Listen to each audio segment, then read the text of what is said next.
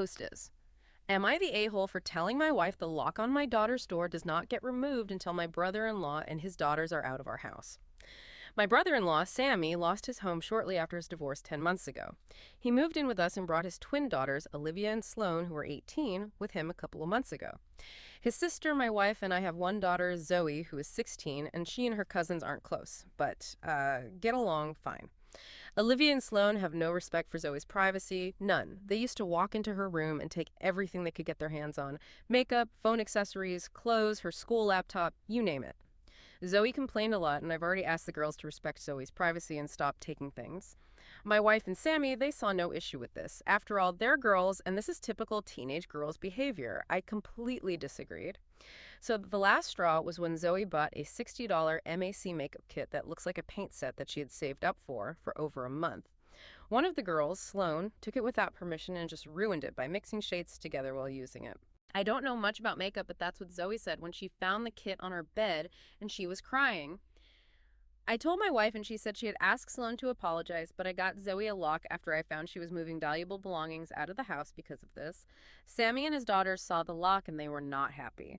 The girls were, well, extremely upset. Sammy asked about it and I straight up told him. He said, "My daughters aren't thieves. It's normal that girls of the same age borrow each other's stuff."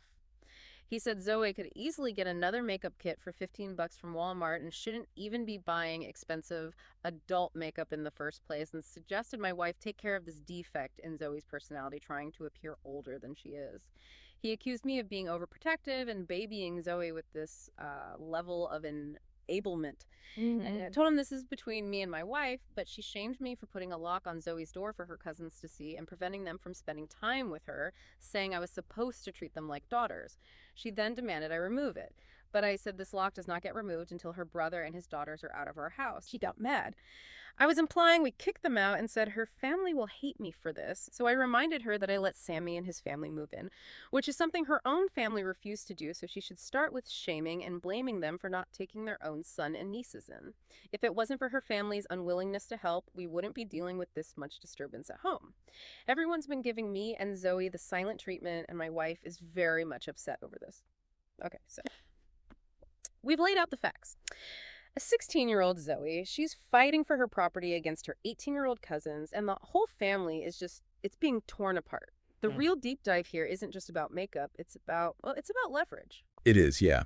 This family is carrying a burden that the wife's own family refused, right? And that dependency, that becomes a shield for really bad behavior. And the lock, that's what everyone's focused on, but it wasn't the first step. Not at all. It was a necessary consequence. It only happened after, repeated attempts at boundaries failed. His wife dismissed everything, and Zoe, the victim, was literally moving her stuff out of her own room to feel safe. Moving her own property out of the house. That tells you everything. It tells you all you need to know about the level of fear there.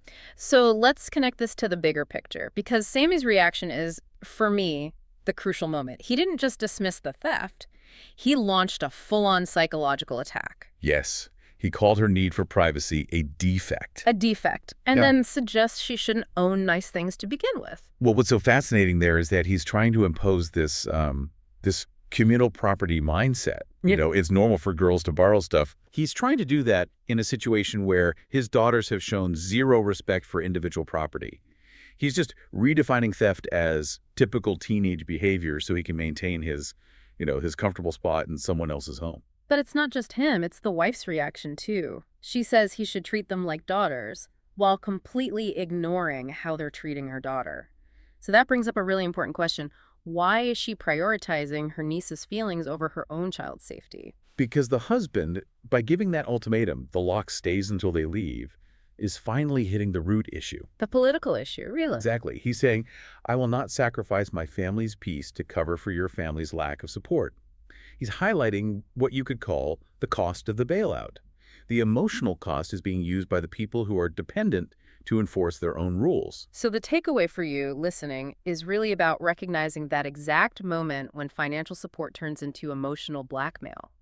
When relatives stop being grateful guests and start acting like, well, entitled squatters. And that's when a door lock stops being about punishment and starts being about protection.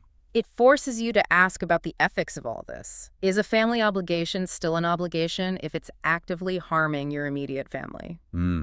Good question. So the final thought we want to leave you with is this.